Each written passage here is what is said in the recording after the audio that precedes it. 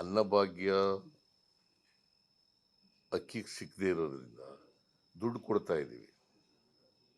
170 ರೂಪಾಯಿ ಒಬ್ಬ ವ್ಯಕ್ತಿಗೆ, ಒಟ್ಟು 5 ಜನಕ್ಕೆ 170 ರೂಪಾಯಿ ಕೊಡ್ತೀವಿ. ಪ್ರತಿಯೊಬ್ಬರಿಗೂ ಕೂಡ 170 ರೂಪಾಯಿ ಕೊಡ್ತೀವಿ. 34 ರೂಪಾಯಿ 1 kg ಅಂತೆ 170 ರೂಪಾಯಿ ಕೊಡ್ತಾ ಇದ್ದೀವಿ. ಅಕ್ಕಿ ಸಿಕ್ಲಿಲ್ವಲ್ಲ, ಕೇಂದ್ರ ಸರ್ಕಾರದವ್ರು ರಾಜಕೀಯ ಮಾಡಿಬಿಟ್ರು, ಹಾಗಾಗಿ ಅಕ್ಕಿ ಕೊಡ್ತಾ ಇದ್ದೀವಿ, ದುಡ್ಡು ಕೊಡ್ತಾ ಇದ್ದೀವಿ.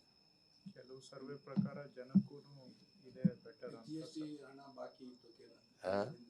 ಹಣ ಬಾಕಿ ಇತ್ತು ಕೇಂದ್ರದಿಂದ ನೀವು ಪದೇ ಪದೇ ಹೇಳ್ತಾ ಇದ್ರಿ, ಅದ್ರ ಬಗ್ಗೆ ಏನು ಮಾತಾಡಿ? ಯಾವುದು GST ಬಗ್ಗೆನಾ? ಅವೆಲ್ಲ ಬೇರೆ ವಿಚಾರಗಳು ಮಾತಾಡಿದ್ವಿ. 5 ವಿಚಾರಗಳ ಬಗ್ಗೆ ಸುಮ್ಮನೆ ಡೈಲ್ಯೂಟ್ ಆಗ್ಬಿಡ್ತವೆ ಅಂತ ಹೇಳಿ ಹೆಚ್ಚು ಮಾತಾಡಕ್ಕೆ ಹೋಗಲಿಲ್ಲ. ಇವಿಷ್ಟು ಮಾತಾಡಿದೆ. ನಿಗಮ ಮಂಡಳಿ ಯಾವಾಗ ಫೈನಲ್ ಆಗ್ತದೆ?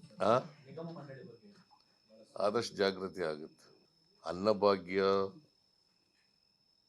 ಅಕ್ಕಿ ಸಿಗದೇ ಇರೋದ್ರಿಂದ ದುಡ್ಡು ಕೊಡ್ತಾ ಇದ್ದೀವಿ.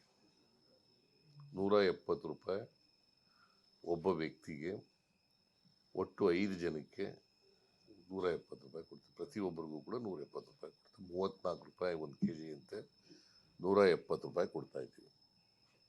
ಅಕ್ಕಿ ಸಿಕ್ಲಿಲ್ವಲ್ಲ, ಕೇಂದ್ರ ಸರ್ಕಾರದವ್ರು ರಾಜಕೀಯ ಮಾಡಿಬಿಟ್ರು, ಹಾಗಾಗಿ ಅಕ್ಕಿ ಕೊಡ್ತಾ ಇದ್ದೀವಿ, ದುಡ್ಡು ಕೊಡ್ತಾ ಇದ್ದೀವಿ. ಕೆಲವು ಸರ್ವೆ ಪ್ರಕಾರ ಜನಕ್ಕೂ ಇದೆ ಬೆಟರ್. ಜಿಎಸ್ಟಿ ಹಣ ಬಾಕಿ ಇತ್ತು ಕೇಂದ್ರದಿಂದ ನೀವು ಪದೇ ಪದೇ ಹೇಳ್ತಾ ಇದ್ರಿ, ಅದ್ರ ಬಗ್ಗೆ ಏನು ಮಾತಾಡಿ? ಯಾವುದು GST ಬಗ್ಗೆನಾ? ಅವೆಲ್ಲ ಬೇರೆ ವಿಚಾರಗಳು ಮಾತಾಡಿದ್ವಿ. 5 ವಿಚಾರಗಳ ಬಗ್ಗೆ ಸುಮ್ಮನೆ ಡೈಲ್ಯೂಟ್ ಆಗ್ಬಿಡ್ತವೆ ಅಂತ ಹೇಳಿ ಹೆಚ್ಚು ಮಾತಾಡಕ್ಕೆ ಹೋಗಲಿಲ್ಲ. ಇವಿಷ್ಟು ಮಾತಾಡಿದೆ. ನಿಗಮ ಮಂಡಳಿ ಯಾವಾಗ ಫೈನಲ್ ಆಗ್ತದೆ?